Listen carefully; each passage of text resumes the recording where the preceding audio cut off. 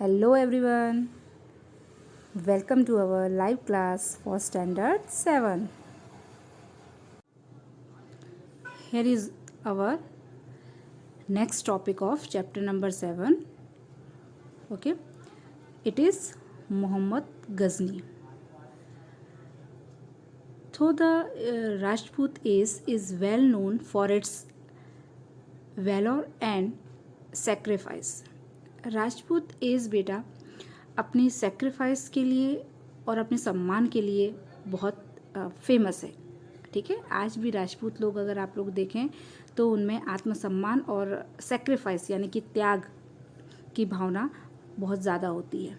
It also show the construction of many beautiful and imposing buildings. Many foreign invaded India during this period. आपको पिछले topic में मैंने ये बताया था कि उन्होंने इंडिया में बहुत अच्छा कंस्ट्रक्शन करवाया था, है ना। उनकी जो बिल्डिंग्स की डिज़ाइन होती थी वो बहुत सुंदर होती थी। ओके, इन्हीं सबको देखते हुए विदेशों से भी बहुत सारे जो विजिटर्स थे वो हमारे देश में आए बिल्डिंग्स को देखने के लिए। ओके, मैनी फॉरेन ये बता दिया मैंने आपको। Then after Mohammad Ghazni the sultan of Ghazna attacked India many times between 1000 CE and 1070। सुल्तान गजनवी जो था वो गजाना का सुल्तान था। ठीक है, उसने 1000 CE से लेकर 1075 तक भारत पे बहुत बार आक्रमण किया। वाई? बिकॉज ऑफ यहाँ के जो मंदिर, जैसे कि हम अभी ऊपर डिस्कस कर चुके हैं, राजपूत एज में बेटा जितने भी मंदिर और जितने भी कंस्ट्रक्शन का काम हुआ था वो बहुत ही ज़बरदस्त था और बहुत ही सुंदर था। ठीक है, इन्हीं सब से अट्रैक्ट होकर बहुत सारे मुस्लिम सुल्तानों ने, मुस्लिम शासकों ने भारत पर आक्रमण किया और बहुत बार किया। उसमें से सुल्तान गजनवी भी एक था, गजनी भी एक था। Okay, he continued the plunder India with full force. वो हमेशा अपनी पूरी सेना और पूरी शक्ति के साथ भारत पर आक्रमण किया करता था। ड्यूरिंग वन सच, ऐसे ही एक आक्रमण के दौरान जब भारत में भीमदेव सोलंकी का राज चलता था, भीमदेव सोलंकी जो राजा थे, ही प्लंडर सोमनाथ, उसने सोमनाथ पर आक्रमण किया। सोमनाथ का मंदिर देखा होगा आप लोगों ने बहुत बार, है ना। तो सोमनाथ के मंदिर पर आक्रमण किया। Many people from Saurashtra and Gujarat joint Bhimdev Solanki and tried to protect Somnath but failed.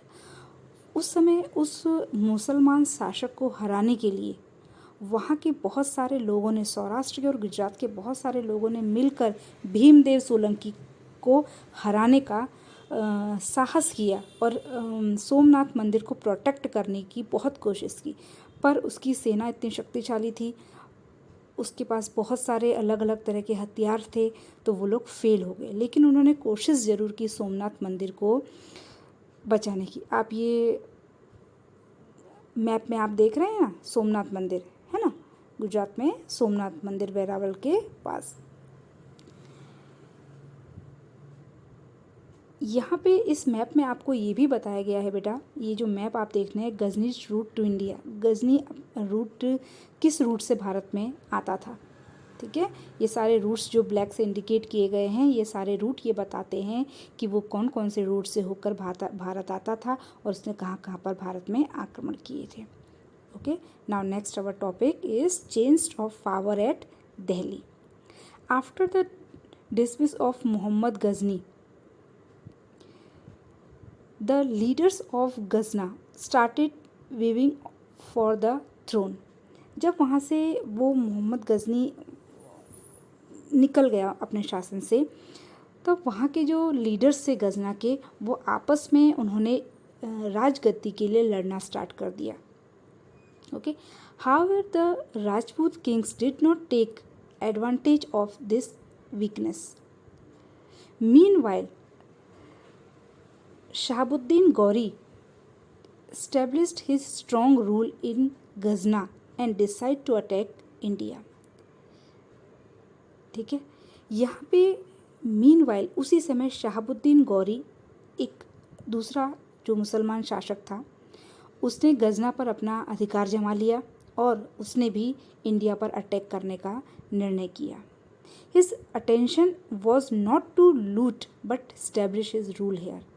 उसका अटेंशन यहाँ पे इंडिया में से सोना चांदी ले जाना या मंदिरों पर अटैक करना, मंदिरों से कीमती सामान ले जाना, ये उसका उद्देश्य नहीं था।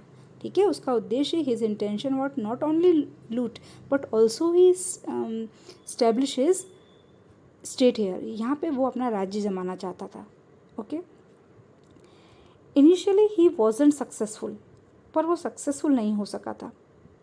He could not forget his defeat by queen Naika Devi of Anhilwad, Patan की अनहिलवाड़ की जो नायका देवी इस के साथ उसका युद्ध हुआ, वो उस बात को भूल नहीं पाया।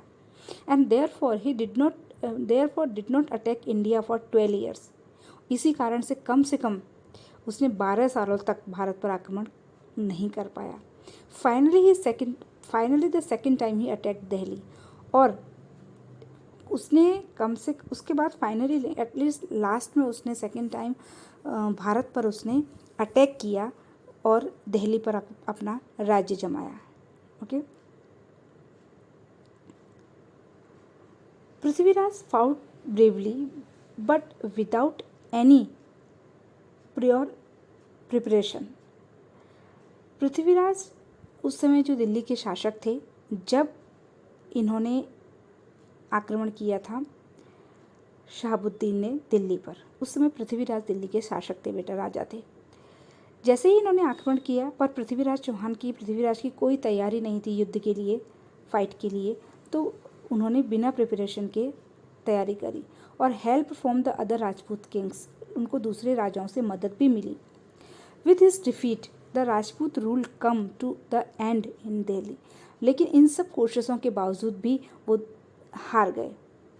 ओके, और यहाँ पर राजपूतों का जो शासक था हमारे देश में, वहाँ पर उसका अंत हो गया।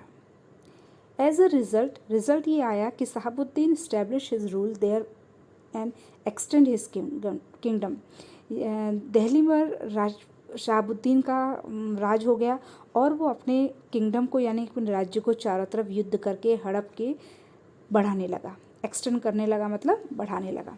आफ्टर शहाबुद्दीन हिज स्लेव मतलब उसका जो गुलाम था वो, who was also a commander, Qutubuddin Aibak, उसका स्लेव यानी कि उसका एक गुलाम था कुतुबुद्दीन ऐबक।